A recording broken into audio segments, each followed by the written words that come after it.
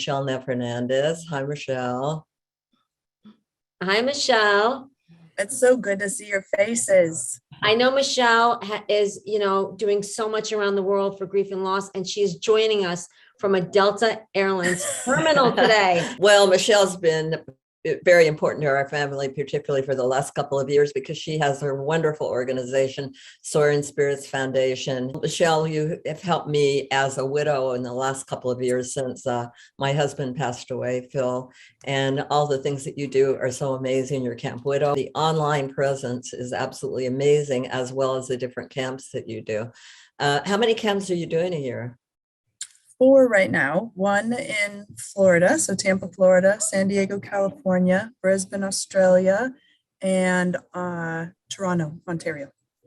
Wow. That's amazing. Yeah. And I know, we're excited. Michele, as you know, Mom, not only talks the talk, but walks the walk, because she lost her husband at a very young age in a biking accident. And then, as you said, Mom, she went on to found Soaring Spirits International. And she's written a book, which is just coming out, right? Yes. Yes, it's been a whole new experience. I love it. Different After You, Rediscovering Yourself After Grief or Trauma. And what about the CNN Award? Heroes Award for CNN. Fantastic. And she's been on some of our television shows. And she's just recently been on 3 of our shows, because she flew to New York because she was nominated for the CNN Heroes Award. So please tune in to Open to Hope and watch those shows. Absolutely.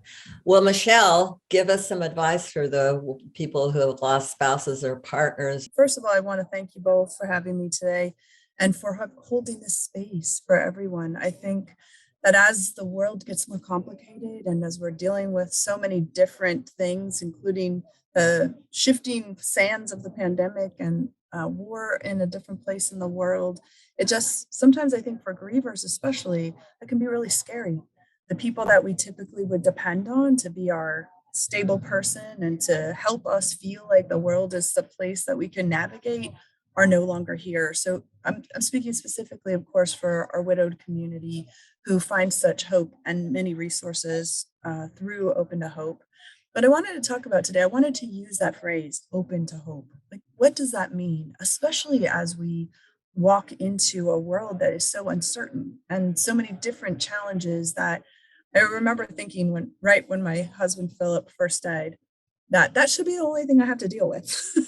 And yet life calls us forward and we end up having to make our way through a number of different things. So what does it mean to hope?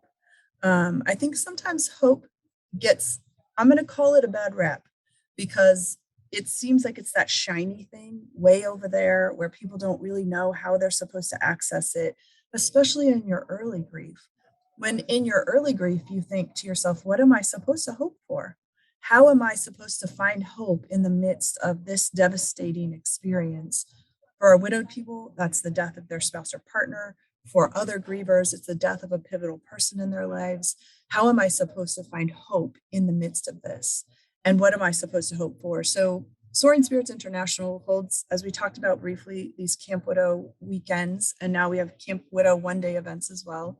And after one of the Camp Widow weekends, one of our campers came up to me and she said, Michele, you guys have this phrase on your shirts that say hope matters. And I'm trying to figure out why. Why does hope matter? And where am I supposed to find this hope? My husband said, I don't like the life that I'm living. I want him to come back, and I know that that is not going to happen. The life that I want is not possible. How am I supposed to find hope? And it made me realize that sometimes the way we talk about hope is too distant.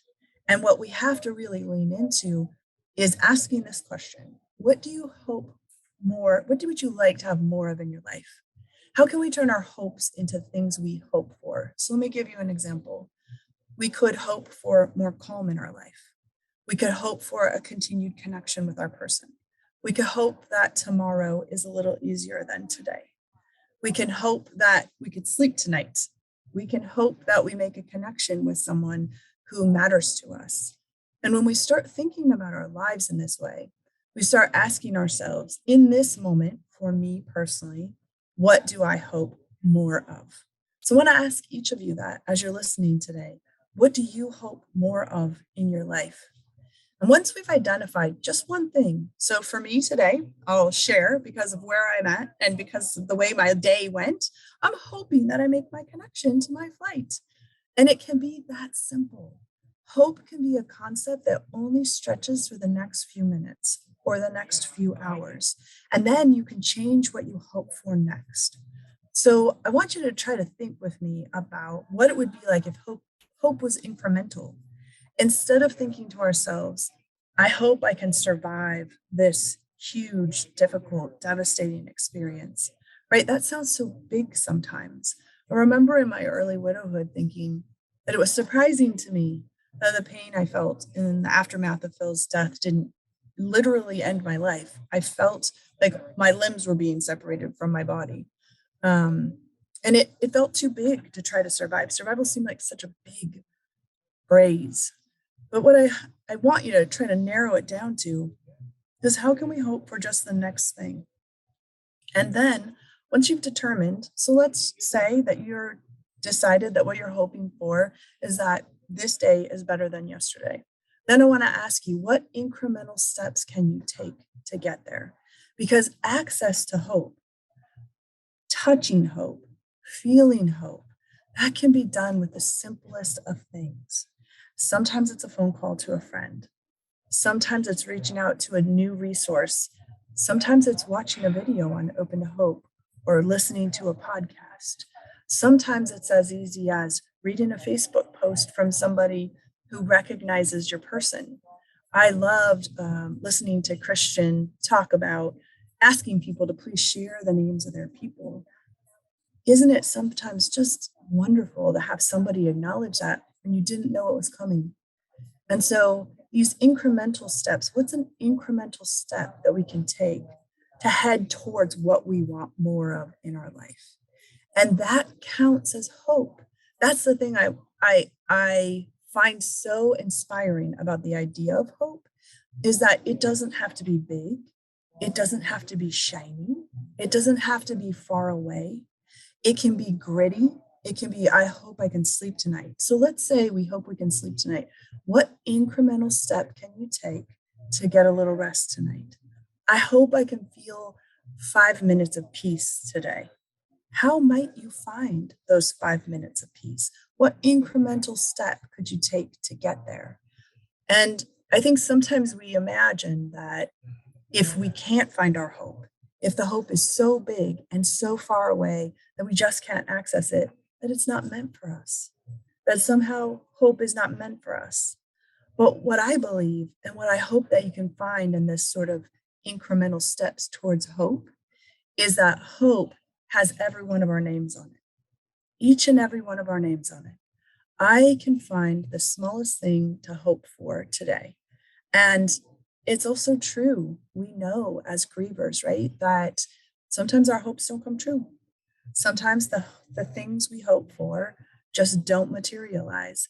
And when they don't materialize, we can sometimes take away the message that that means hope is not for us.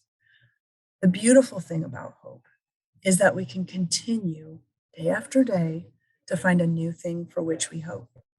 Day after day, we can choose a different type of hope. Sometimes you might want that shiny hope on the hill. Maybe you want to have a really big dream, and the big dream is the thing that's helping you make your way through this horrible experience. Maybe you don't have the energy for the big dream, and the smallest thing you hope for is that, the tires that you have to buy for your car don't cost as much as you thought they were going to. And sure, it might not work out that way, but hope can be accessed in the smallest of things. Sometimes we need the gritty down home hope. Sometimes we need the sparkly hope. Sometimes we need the distant hope. Sometimes we need to just look around and realize that someone else can hope for us. One of the things I love about Open to Hope is the ending, as any of you who've watched any of the videos know, is the offer that Gloria or Heidi will always make, which is, if you don't have hope, you can lean on ours until you can find your own. And that is the beauty of community. What I love about being a part of a community of grievers, Soaring Spirits International is a community of widowed people who are witnessing for, walking beside, and hoping with and for other widowed people.